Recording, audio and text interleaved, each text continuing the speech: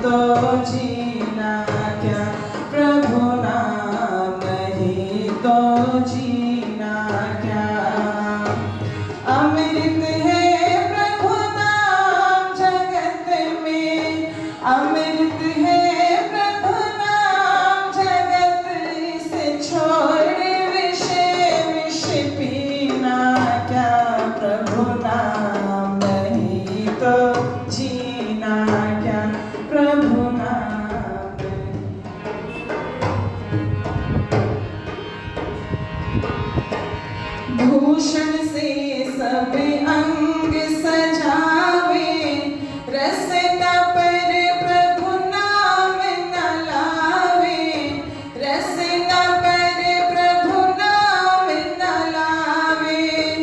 भूषण से सब अंग सजावे, रसना पर प्रभु नाम न लावे, रसना पर प्रभु नाम न लावे। देह पड़ी रह जाए यहीं पर, देह पड़ी रह जाए यहीं, फिर कुंडल और नगीना क्या, प्रभु नाम नहीं तो जीना क्या, प्रभु नाम नहीं तो जीना क्या। अमृत है प्रभु नाम जगत में, अमृत है प्रभु नाम जगत, इसे छोड़ विषय विष पीना क्या, प्रभु नाम नहीं तो जीना क्या, प्रभु नाम नहीं तो। तीर्थ है प्रभु नाम तुम्हारा, फिर क्यों फिरता मारा मारा, फिर क्यों फिरता मारा मारा। तीर्थ है प्रभु नाम तुम्हारा, फिर क्यों फिरता मारा मारा, फिर क्यों फिरता मारा मारा। अंत समय प्रभु नाम गावे, अंत समय प्रभु नाम आवे, काशी और मदीना क्या, प्रभु नाम नहीं तो जीना क्या, प्रभु नाम नहीं तो जीना क्या। अमृत है प्रभु नाम जगत में, अमृत है प्रभु नाम जगत, इसे छोड़ विषय विष पीना क्या, प्रभु नाम नहीं तो जीना क्या, प्रभु नाम नहीं तो जीना क्या, प्रभु नाम नहीं तो जीना क्या, प्रभु नाम नहीं तो जीना क्या।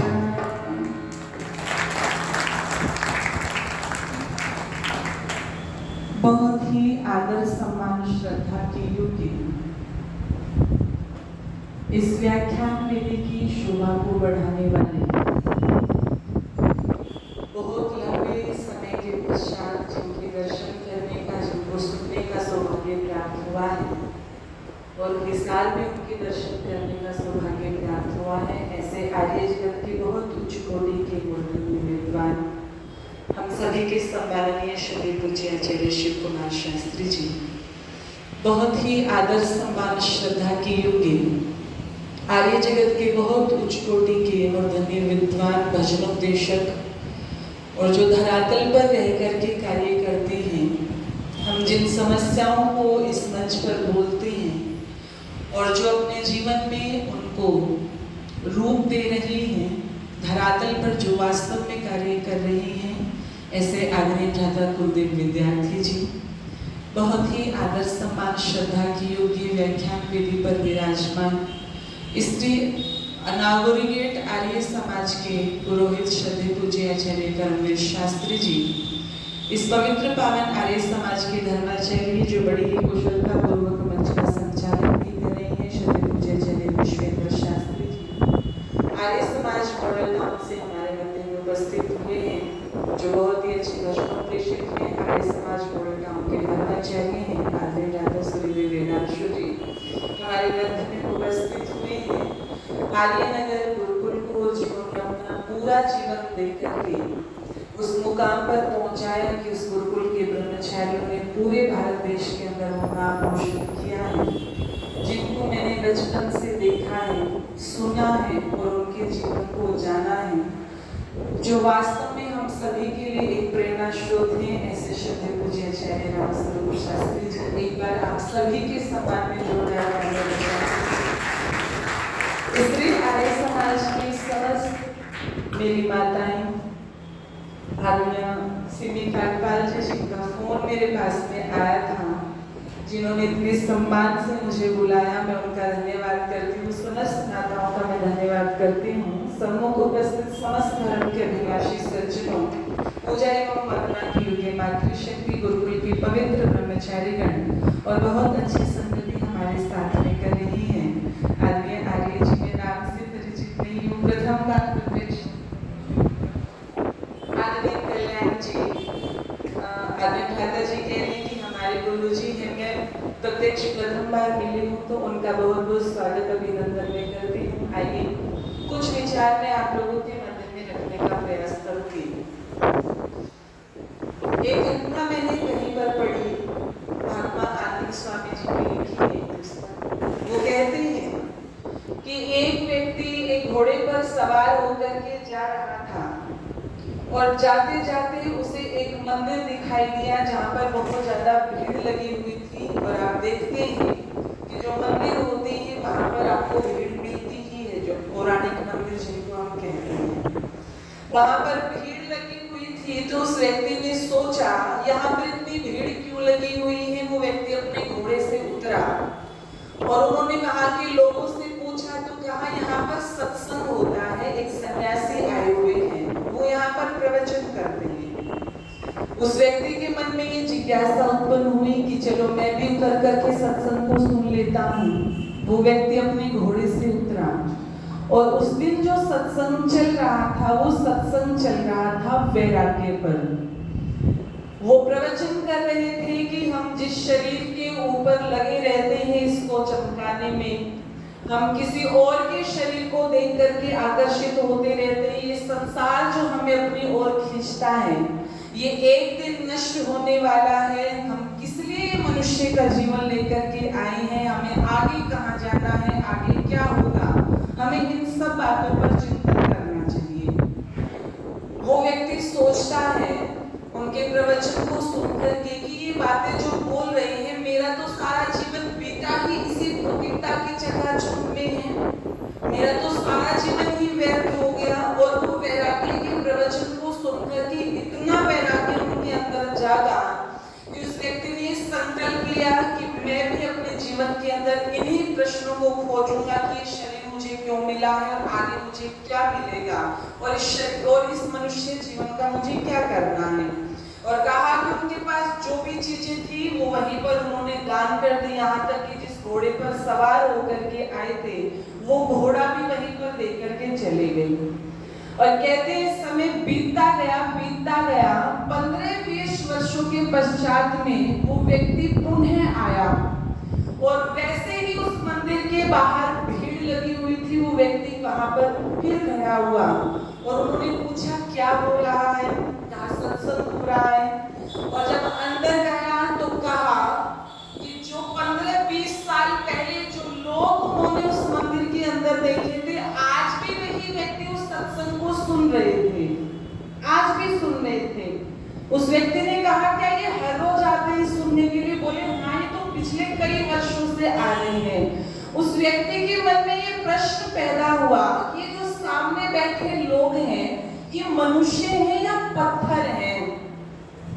ये मनुष्य है या पत्थर है? मैंने एक बार प्रवचन सुना और मेरा जीवन इतना बदल गया, और ये पिछले 15 सालों से 20 सालों से लगातार सुन रहे हैं, इनके ऊपर उन बातों का कोई असर नहीं हो रहा, तो इनको मनुष्य तो नहीं कहा जा सकता, इनको पत्थर ही कहा जा सकता है।